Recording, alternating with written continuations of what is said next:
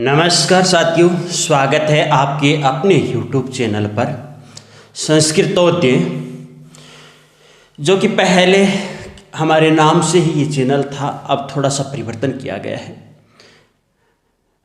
अपन इस वीडियो के अंदर एक विशेष विश्लेषणात्मक चर्चा रहेगी 8th पे कमीशन पर। अगर आप सरकारी कर्मचारी हो, अगर आपके परिवार में कोई सरकारी कर्मचारी है या फिर आप सेवानिवृत्त कर्मचारी हो, तो उन सब के लिए ये वीडियो उपयोगी भी रहेगा और एक जागरूक रहने के लिए प्रेरित करने वाला भी रहेगा।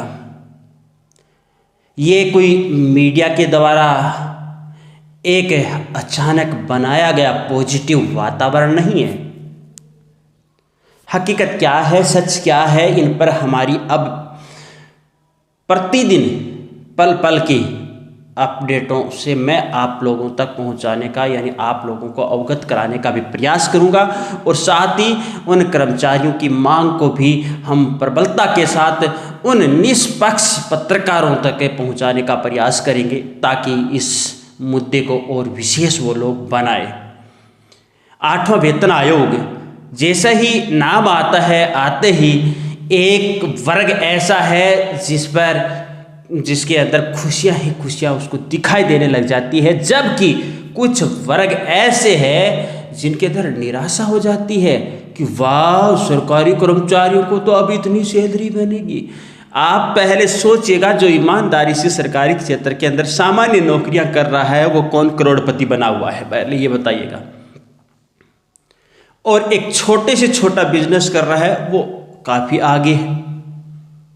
मेरा यहाँ ये नहीं है कि बिजनेस करने वाला आगे क्यों है, मेरा उद्देश्य यह है कि सरकारी कर्मचारी की वर्तमान समय और महंगाई स्तर को देखते हुए जो सैलरी होनी चाहिए, जो न्यूनतम उसको राशि अपने परिवार के भरण पोषण के लिए मिलनी चाहिए, वो फिलहाल मिल नहीं रही है। दिल्ली से सफ़र शुरू होता है, बिहार के अंदर गाजे बाजे चलते हैं और साई साई तक ये गुजरात के आसपास जाते हुए क्या होगा क्या नहीं होगा, उस पर इसका दी एंड होता नज़र आ रहा है। मेरे कहने का आप आज से समझ गए होंगे। मैं हमारे उस विशेष पत्रकार महोदय जी को इस वीडियो के अंदर टैग भी करूँगा और शाम का लाइव दूंगा, जिसके अंदर उनसे हम जुड़ने का भी प्रयास करेंगे।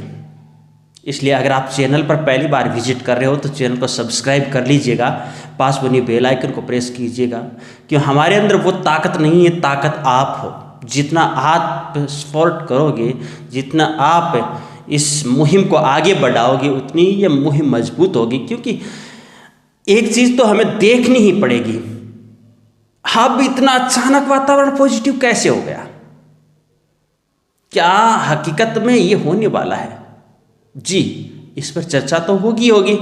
तो देखिएगा, इसके लिए मैंने प्रथम कमेंट में हमारे संघ से संबंधित लिंक भी दे रखा है, जिसका ऑफिशियल चैनल है, जो भी सूचना आती है ताकि हम वो सूचना आप तक पहुंचा सके। अब यहाँ पर सवाल ये उठ रहा है, किसको 8th पे कमीशन का फायदा मिलेगा और किसको नहीं मिलेगा, क्योंकि रंजना देसाई जी को इसका अध्यक्ष बनाया गया है और ये वर्तमान में कई और भी कार्यभार संभाल रहे हैं। यूँ तो कह सकते हैं साफ सुथरी छवि की मालकिन है देसाई जी। फिर भी एक तो और भी विशेष है, जबकि दो, एक अंशकालिक और एक पूर्णकालिक जो सदस्य है बनाए गए हैं, उनके बारे में भी आप लोगों को मैंने पहले आते ही वीडियो देकर के बता दिया था। अब उन लोगों के पास कर्मचारियों की मांग को वो कैसे स्वीकार करते हैं, ये देखना होगा। माना सरकार ने हरी झंडी दे दी टर्म्स ऑफ रेफरेंस की, किंतु केवल उनके ऊपर कार्य नहीं होता है। आप लोग ये देख रहे हो ना कि भाई कह रहे हैं कि 2 सैलरी वृद्धि हो जाएगी, 1.5 सैलरी वृद्धि हो जाएगी। हकीकत इसके विपरीत है, अच्छे से समझ लेना। आप 8th पे कमीशन पे चल रहे हो, 7th पे कमीशन को याद कर लेना।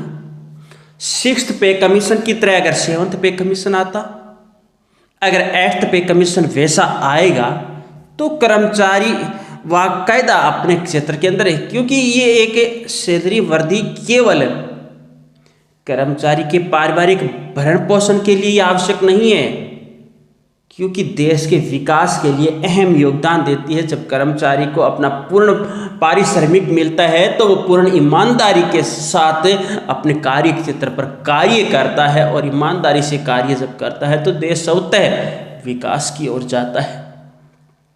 और अगर उसको पारिश्रमिक लाभ पूर्ण रूप से नहीं मिल रहा है तो शायद उसके अंदर कुछ अपने पारिवारिक भरण पोषण को चलाने के लिए इधर उधर अन्य क्षेत्रों में उसको हाथ मारने की, यानी अन्य जुगाड़ करने की कोशिश करनी पड़ती है, और उसी के कारण वह पूर्ण अपना योगदान नहीं दे पाता है।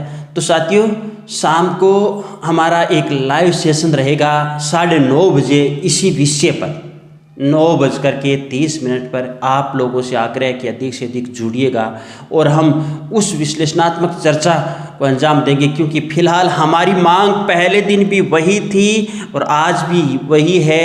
देखिएगा 2.94 से लेकर के 3.46 तक फिटमेंट फैक्टर की मांग है। आगामी भविष्य में भी यह रहेगी, क्योंकि यही एक वो बिंदु है जिसके कारण सैलरी के अंदर वृद्धि होगी। नहीं तो आप जो देख रहे हो ना कि न्यूनतम 51,000 सैलरी होने वाली है, क्योंकि मैं तो आपके साथ ही रहूँगा, आपके सामने ही रहूँगा।